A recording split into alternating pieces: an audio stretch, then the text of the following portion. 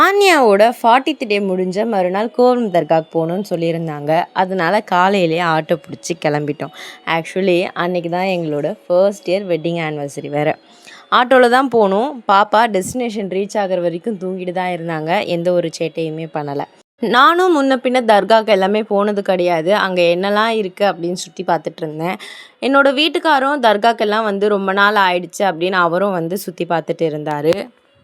அதுக்கப்புறம் கோவலம் தர்காலேயே உட்காந்து கொஞ்சம் நேரம் ஃபேமிலியாக எல்லாருமே பேசிட்டு பக்கத்தில் இருக்கிற கோவலம் கடற்கரைக்கு போயிட்டு பாப்பாவோட 3 முடி மட்டும் எடுத்து கடல் நீரில் விட்டுட்டு வந்தோம். ஏன்னா பாப்பாவுக்கு இப்போதைக்கு மொட்டை போடுற ஐடியாவில் இல்லை அப்படின்றதுனால அங்கே பாப்பாவோட முடி கடல் நீரில் விட்டுட்டு அங்கேருந்து கிளம்பி அங்கேருந்து ஒரு 2 கிலோமீட்டர் தூரத்தில் இருக்க ப்ளூ ஃப்ளாக் பீச்சுக்கு தான் போயிருந்தோம்.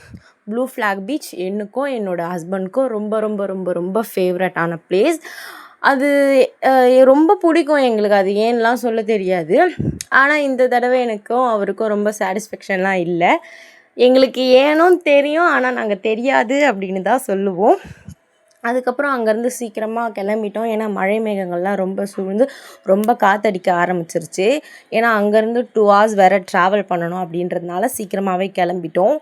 கிளம்புன உடனேயே மழை ரொம்ப பிடிச்சிருச்சு. மழை பிடிச்சி டிராஃபிக் ஜாம் ஆகி வீட்டுக்கு வர்றதுக்கு ஒரு 8 o'clock 8:30 கிட்டவே ஆயிடுச்சு. வந்தோம், சாப்பிட்டோம், பாப்பா கூட விளையாண்டோம், தூங்கிட்டோம். இப்படி தான் எங்களோட வெட்டிங் ஆனிவர்சரி அன்றைக்கி போச்சு.